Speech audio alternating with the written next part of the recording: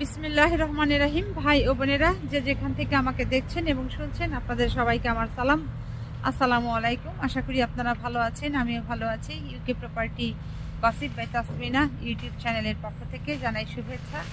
এখন লন্ডন সময় বিকেল 5টা, তাপমাত্রা আছে 16 ডিগ্রি সেলসিয়াস। তো আর কিছুক্ষণ পরে আবার কাজে চলে যাব। ভাবলাম যে রাস্তায় একটু বাসা থেকে আগেই বের হই, একটা বিষয়ে কথা বলতে বলতে যাই।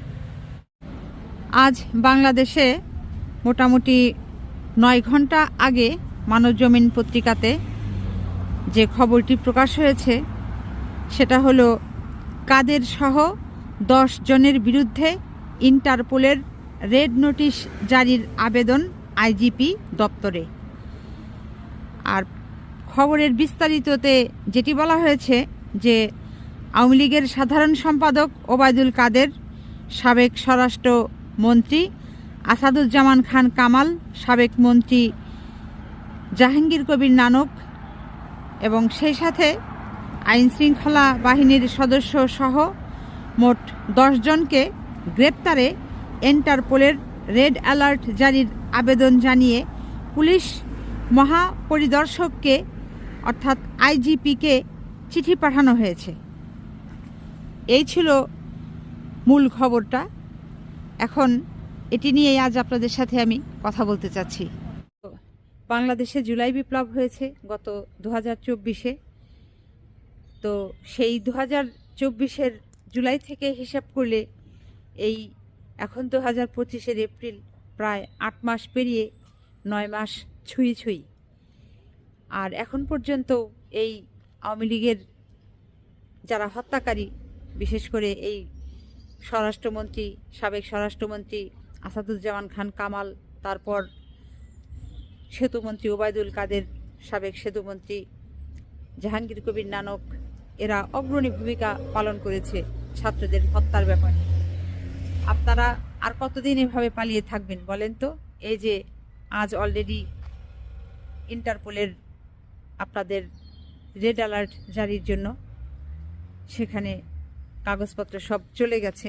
হয়তোবা খুব শীঘ্রই আপনাদের বিরুদ্ধে আনিত যে অভিযোগ আছে সেটির ব্যাপারে যে মামলা হয়েছে, আপনারা খুনের মামলার আসামি, হত্যা মামলার আসামি, আপনাদেরকে ধরার জন্য এই আন্তর্জাতিক আদালতের মাধ্যমে, ইন্টারপোলের মাধ্যমে রেড অ্যালার্ট জারি হয়ে যাবে। পৃথিবীর যে প্রান্তেই থাকেন লুকিয়ে থাকতে পারবেন না, আপনাদের ধরে বাংলাদেশে পাঠানো হবে, বিচারের সম্মুখীন হতে হবে এবং সেই বিচারে যে শাস্তি হয় সেটি আপনাদের মাথা পেতে নিতে হবে। এবং আপনাদের সেই শাস্তি দেখে বাংলাদেশের কোটি কোটি মানুষের মনে শান্তি ফিরে আসবে। তাদের আত্মায় যে অশান্তি আছে, অস্বস্তি আছে, বোধ করি সেই শান্তি এবং স্বস্তি সবই তাদের মনে আত্মায় ফিরে আসবে। তাদের পরিবারে যে কষ্ট আছে, পরিবারের সদস্য হারানোর যে দুঃখ আছে, বেদনা আছে, সেগুলো কিছুটা হলেও লাঘব হবে যদি আপনারা উপযুক্ত শাস্তি পান এটি দেখে। তো কি লাভ বলেন? এই যে এতগুলো নিরস্ত্র মেধাবী ছাত্রদেরকে মেরে ফেললেন, শত শত হাজার হাজার ছাত্রদের চোখ নষ্ট করলেন, হাতে গুলি করে হাত উড়িয়ে দিলেন, পা উড়িয়ে দিলেন, হাজার হাজার ছাত্রছাত্রীদের বুকে গুলি চালিয়ে তাদেরকে হত্যা করলেন।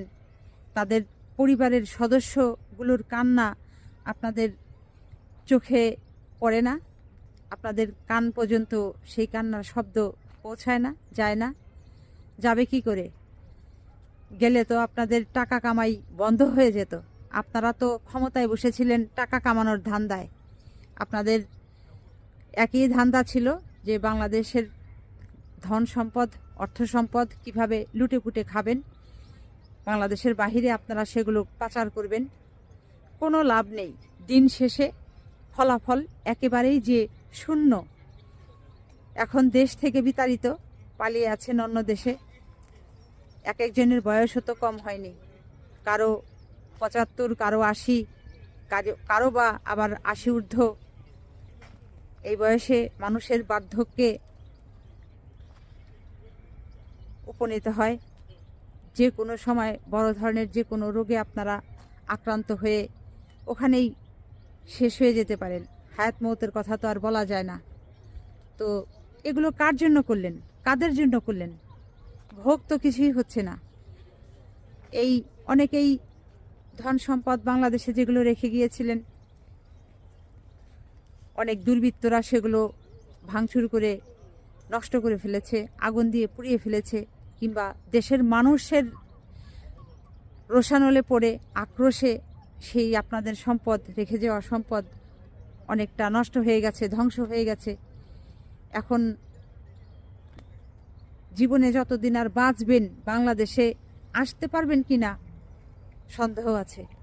এরপর আবার এই ইন্টারপোলের রেড অ্যালার্ট যদি জারি হয়, তাহলে তো আপনাদের এদেশে আসতেই হবে, বিচারের সম্মুখীন হতে হবে, এবং আপনাদের সবার নামে এই হত্যা মামলা আছে এবং সেটির প্রমাণ দলিল আন্তর্জাতিক আদালতেও পেশ করা হয়েছে, জাতিসংঘে পেশ করা হয়েছে। আপনারা কি পরিমাণ নিষ্ঠুর কাজ করেছেন, নির্মম হত্যাকাণ্ড বাংলাদেশে চালিয়েছেন। এই 2024 সালে এসে গত বছরও আপনারা এটি করেছেন। এটি বিশ্বের মানুষ অবাক হয়ে তাকিয়ে দেখেছে যে বাংলাদেশের মতো একটি শান্তিপ্রিয় দেশ, যে দেশের মানুষ কত ভালো, মানুষ কত নিয়ম শৃঙ্খলা মেনে তারা বিদেশের বাড়িতে জীবনযাপন করে, আর সেই দেশে এই সাধারণ ছাত্রছাত্রীদেরকে সামান্য একটা চাওয়াকে কেন্দ্র করে আপনারা এত বড় একটা ঘটনা ঘটিয়ে দিয়েছেন, এটি মানে কল্পনাও করা যায় না। তো যাই হোক, এখন সবাই তো আপনারা ধরাশায়ী, যে যেখানেই আছেন। যদি স্বেচ্ছায় বাংলাদেশে এসে আদালতে আত্মসমর্পণ করেন তো করলেন, না হলে ওই ইন্টারপোলের মাধ্যমেই আপনাদেরকে এক একজনকে ধরে ধরে দেশে এনে বিচারের কাঠগড়ায় দাঁড় করানো হবে, এবং আপনাদের যে শাস্তি পাওনা আছে সেটি আপনাদের মেনে নিতে হবে, শাস্তি ভোগ করতে হবে। তো সবাই ভালো থাকবেন, সুস্থ থাকবেন এবং আমার জন্য দোয়া করবেন। আমার এই চ্যানেলটিতে লাইক, কমেন্ট, শেয়ার এবং সাবস্ক্রাইব করবেন। আসসালামু আলাইকুম, আল্লাহ হাফেজ।